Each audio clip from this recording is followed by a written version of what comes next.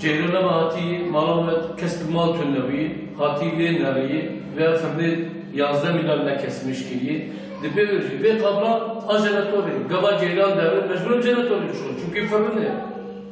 Gaban jeneratöre ne şuurinin fırın ne derler?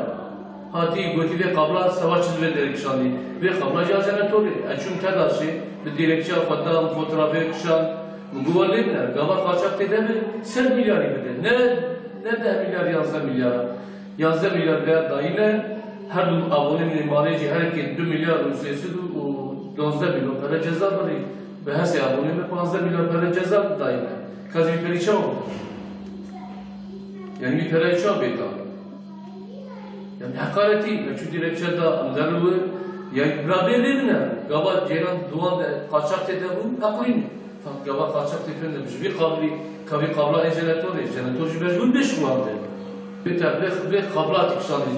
Ne götü ve kabla internet koydu. Bankada çarptı ve kabla çarptı. Duanlı götü. Ve kabla jeneratörü. Hati götü ve fazla karşı. Gaba kaçak tedavü ne aklini? Fakat gaba kaçak tedavü danı bir şey yapalım mı? Avay. Seyahat meranın her şeyi bir şekilde. Al şu atı.